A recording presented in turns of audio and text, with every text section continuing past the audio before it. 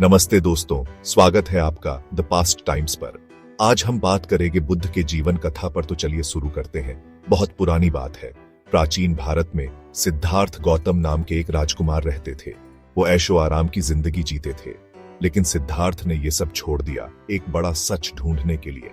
वो बुद्ध के नाम से जाने गए, जिसका मतलब है जागा हुआ। ये उनकी कहानी है। सिद्धार्थ के सफर और उनकी शिक्षाओं ने सदियों से लाखों लोगों को प्रेरित किया है। करुणा, ज्ञान और एनलाइटनमेंट की उनकी बातें आज भी हर तरह के लोगों को अपनी ओर खींचती हैं। आइए इस महान व्यक्ति के असाधारण जीवन के बारे में जानें। सिद्धार्थ का जन्म लुम्बिनी में हुआ था, जो आज के नेपाल में है। 2500 साल से भी ज्यादा समय पहले उनके पिता राजा शुद्धोधन शाक्य वंश के राजा थे। उनकी मां रानी माया अपनी दया और सुंदरता के लिए जानी जाती थीं। कहा जाता है कि सिद्धार्थ के जन्म से पहले रानी माया ने सपना देखा था कि एक सफेद हाथी उनके गर्भ में प्रवेश कर रहा है। इसे शुभ संकेत माना गया, जिसका मतलब था कि बच्चा असाधारण होगा। ज्योतिषियों ने भविष्यवाणी की थी कि सिद्धार्थ या तो एक महान राजा बनेंगे या एक महान आध्यात्मिक नेता। राजा शुद्धोधन अपने बेटे को राजगद्दी दिलाने की उम्मीद में उसे जीवन की कठिनाइयों से दूर रखते थे। जब सिद्धार्थ का जन्म हुआ तो असित नाम के एक ज्ञानी ऋषि महल में आए। असित ने शिशु की जांच की और सबको हैरान करते हुए वो रो पड़े। जब उनसे पूछा गया कि क्यों, तो असित ने बताया कि वो खुश भी थे और दुखी भी। खुश इसलिए क्योंकि बच्चे में आध्यात्मिक महानता की असाधारण क्षमता थी। दुखी इसलिए क्योंकि वो असित बूढ़े हो चुके थे और सिद्धार्थ की पूरी क्षमता को देखने के लिए जीवित नहीं रहेंगे। इस भविष्यवाणी ने राजा शुद्धोधन को चिंतित कर दिया। वो सिद्धार्थ को हर उस चीज से दूर रखने के लिए दृढ़ हो गए जो उसे आध्यात्मिक रास्ते पर ले जा सकती थी। सिद्धार्थ ऐशो आराम में पले बढ़े, उन्हें महल की दीवारों के बाहर के दुखों का पता नहीं था। उनके पिता ने सुनिश्चित किया कि वो हमेशा सुख सुविधाओं और मनोरंजन से घिरे रहे। हालांकि भाग्य को कुछ और ही मंजूर था।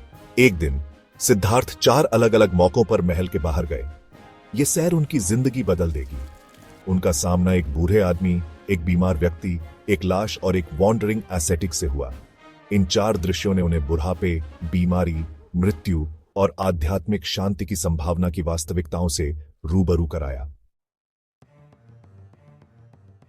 4 दृश्यों ने सिद्धार्थ को बहुत परेशान किया। उन्होंने महसूस किया कि महल के जीवन की विलासिता उन्हें जीवन और मृत्यु के साथ आने वाले अपरिहार्य दुखों से नहीं बचा सकती।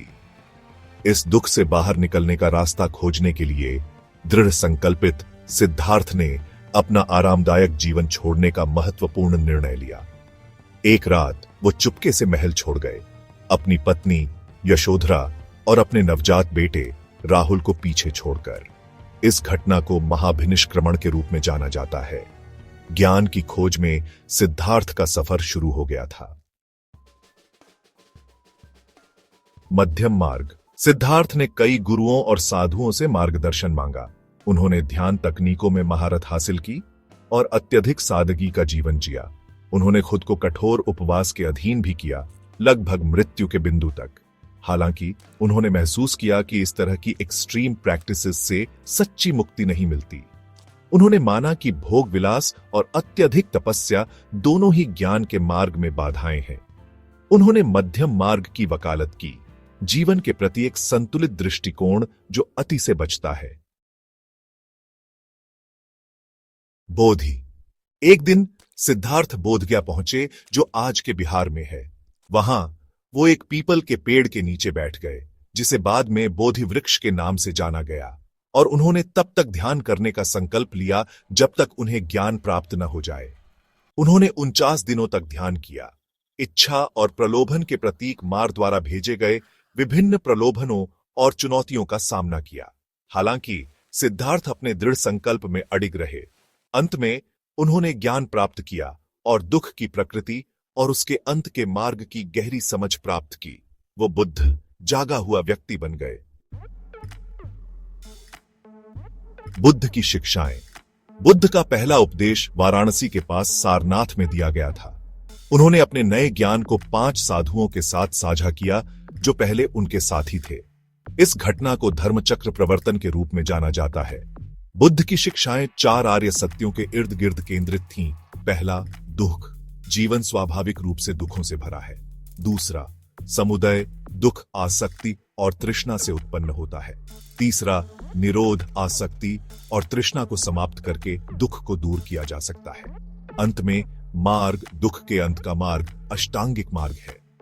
अष्टांगिक मार्ग, जिसमें सम्यक दृष्टि, संकल्प, वाणी, कर्म, आजीविका, व्यायाम, स्मृति और समाधि शामिल हैं, नैतिक और मानसिक विकास के लिए एक व्यावहारिक मार्गदर्शन प्रदान करता है, जिससे दुख से मुक्ति मिलती है।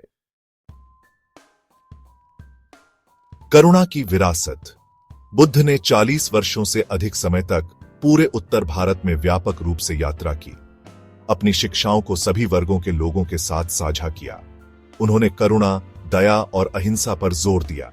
उन्होंने संघ की स्थापना की, जो भिक्षुओं और भिक्षुणियों के लिए एक मोनास्टिक ऑर्डर था, जिन्होंने अपनी शिक्षाओं का अभ्यास करने और फैलाने के लिए अपना जीवन समर्पित कर दिया।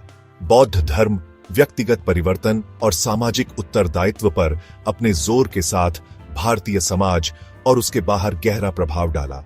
शांति, करुणा और ज्ञान का उनका संदेश दुनिया भर में लाखों लोगों को प्रेरित करता रहता है।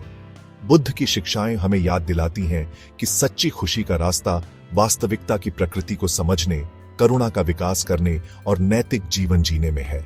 धन्यवाद। प्लीज लाइक और सब्सक्राइब करें हमारे चैनल और वीडियो अच्छा लगा तो कमेंट जरूर करें।